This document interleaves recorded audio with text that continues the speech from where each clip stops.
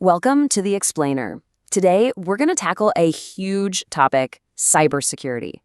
But let's just forget all the technical jargon and the endless lines of code for a minute.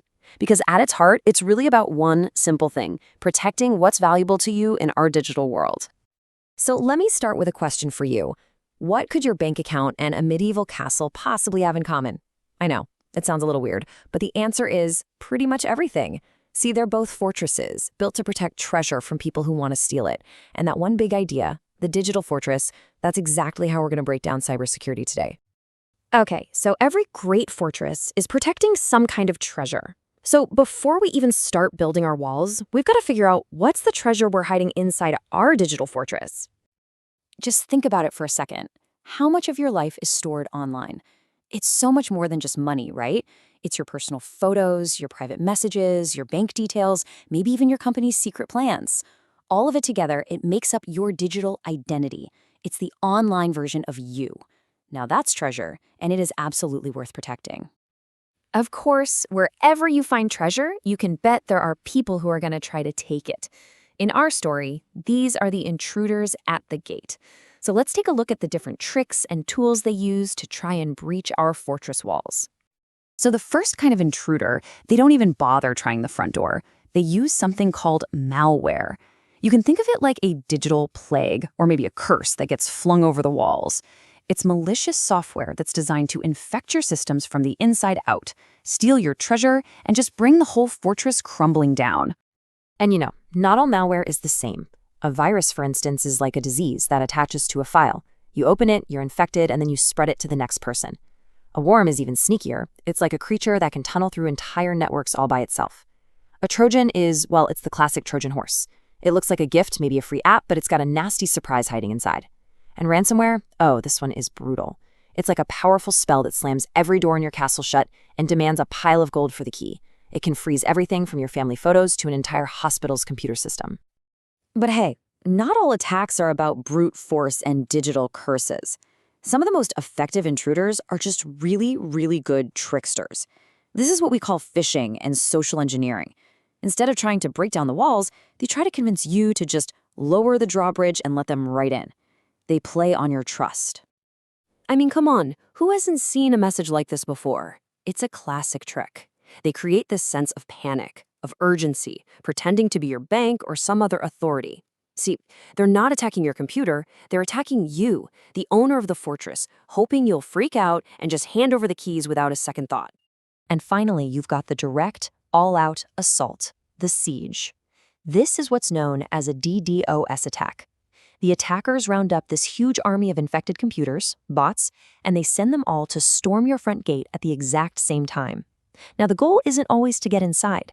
It's to create so much noise and chaos that no one legitimate, no customers, no friends, can get through. Your fortress is effectively cut off from the world. Okay, that was a little scary. We know our treasure, we know the intruders. So now for the most important part, how do we defend ourselves? It is time to build our fortress. Your first and probably your most important line of defense is the firewall. This is the great outer wall of your castle.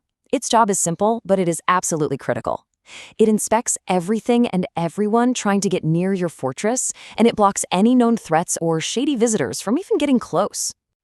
Now let's say someone makes it to the main gate. We need a two-step security check. The first is authentication. This is the guard at the gate asking, "Who are you?"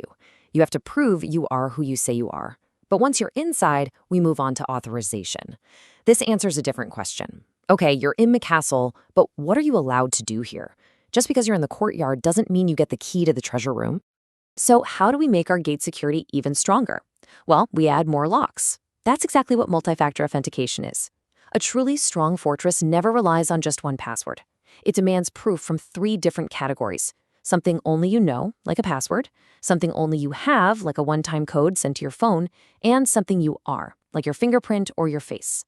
For an intruder to get past all 3 of those, it's nearly impossible. But what if a spy somehow intercepts a message being sent from your fortress? Well, that's where encryption comes in. Think of it as a secret, unbreakable language. Your important data gets scrambled into complete gibberish, and only the person with the secret decryption key can ever hope to read it. So even if a message gets stolen, the treasure inside, the information, stays perfectly safe. Now, all these defenses might seem a little abstract, but I promise you, you're using them every single day. So let's look at a perfect real-world example of a high-security digital fortress that puts all these ideas together. Your mobile banking app is a masterclass in modern cybersecurity. The second you open it, an encrypted tunnel protects your entire connection. Your face or your fingerprint authenticates that it's actually you. If you try to make a big transfer, it asks for a one-time code from your phone. That's multi-factor authentication. And behind the scenes, AI is acting like a super vigilant guard, constantly on the lookout for anything suspicious. And all your data is encrypted both when it's being sent and when it's just sitting in the bank's digital vaults. It's a complete, multi-layered defense system.